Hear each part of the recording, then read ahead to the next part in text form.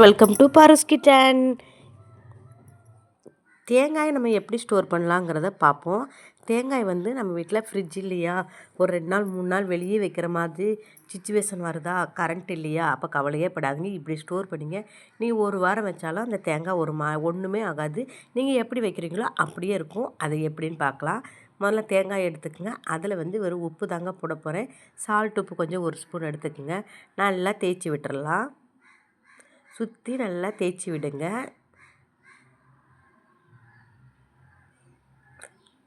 ஃபுல்லாக தேய்ச்சி விட்டுட்டு நீங்கள் இப்படியே வச்சிங்கன்னா ஒரு வாரம்னாலும் நீங்கள் எப்படி உடச்சி வைக்கிறீங்களோ அப்படியே ஃப்ரெஷ்ஷாகவே இருக்கும்.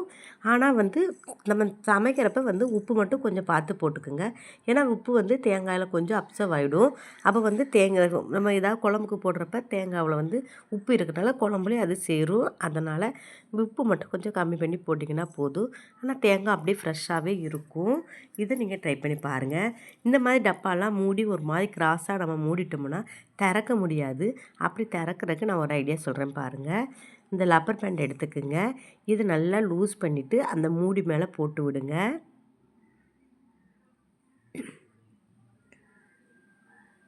போட்டு விட்டுட்டு நீங்கள் திறந்தீங்கன்னா உடனே திறந்துடலாங்க.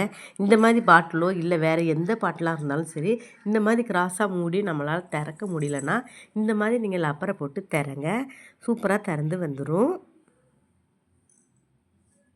இந்த டிப்பை ஃபாலோ பண்ணுங்க. நெக்ஸ்ட் பார்த்துடலாமா? நெக்ஸ்ட்டு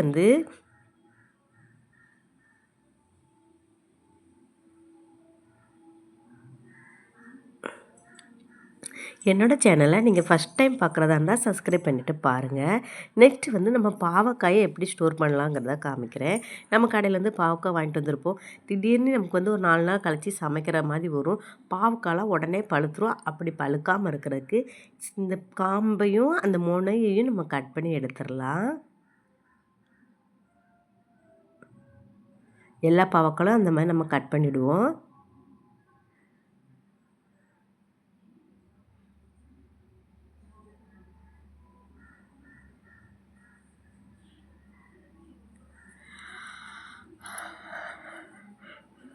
இப்படி கட் பண்ணிவிட்டு நீங்கள் ஸ்டோர் பண்ணி வைக்கிறதுனால பாவக்காய் ஒரு வாரம் ஆனாலும் நீங்கள் எப்படி ஃப்ரெஷ்ஷாக வைக்கிறீங்களோ அப்படியே இருக்கும். கொஞ்சம் கூட பழுத்து போகாது. இந்த மாதிரி நீங்கள் வச்சு பாருங்கள். திடீர்னு நம்ம வாங்கிட்டு வந்தோன்னே எல்லாருமே ஏதாவது ஒன்று சமைக்கிற மாதிரி மாறிடுச்சுன்னா இந்த மாதிரி ட்ரை பண்ணி பாருங்கள். இந்த டிப்பு கண்டிப்பாக எல்லாேருக்கும் யூஸ்ஃபுல்லாக இருக்கும்னு நினைக்கிறேன். இந்த டிப் பிடிச்சிருந்தா அப்படியே ஒரு லைக் கொடுங்க. நெக்ஸ்ட் டிப் பார்க்கலாமா? நான் இன்றைக்கி கவரில் வைக்கிறேன். நீங்கள் எதில் வேணாலும் வச்சுக்கலாம். கவர்லேயோ இல்லாட்டி டப்பாவிலையோ. நான் இன்றைக்கி கவரில் தான் வச்சுருக்கிறேன்.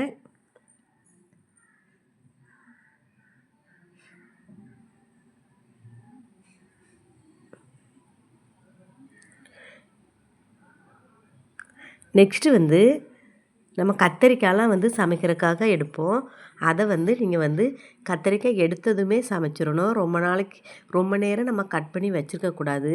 அதனால் நீங்கள் எப்போவுமே கத்தரிக்காய் சமைக்கிறதுக்கு ஒரு 5 நிமிஷத்துக்கு முன்னாடி மட்டும் கட் பண்ணுங்கள். கட் பண்ணிட்டுனா டக்குன்னு நம்ம தண்ணியில் போட்டுறணும். வெளியே வைக்கக்கூடாது. வெளியே வச்சு சமைச்சிங்கன்னா நல்லா இருக்காது. ஸோ இந்த கத்திரிக்காவை கட் பண்ணி தண்ணியில் போட்டு ஒரு 2 நிமிஷத்தில் சமைக்கிற மாதிரி எப்போவுமே பாருங்கள். முன்னாடியே நம்ம சமைக்கிறதுக்காக முன்னாடியே கத்திரிக்காய் மட்டும் எடுத்து கட் பண்ணி வைக்காதீங்க. நம்ம சமைக்கிறதுக்கு ஒரு 2 நிமிஷத்துக்கு முன்னாடி நீங்கள் கட் பண்ணிங்கனாலே போதும். அப்போ தான் கத்திரிக்காயோட டேஸ்ட்டு, ஃப்ளேவர் எதுவுமே மாறாமல் அப்படியே இருக்கும். இந்த டிப்பை ஃபாலோ பண்ணுங்கள். நெக்ஸ்ட்டு நம்ம முட்டையில் முட்டை உடைக்கும் போது ஒரு ஓடு விழுந்துருச்சுன்னா அதை எப்படி எடுக்கணும்? ஒவ்வொரு நேரம் வலிக்கிட்டே போகும். நமக்கு எடுக்க வராது.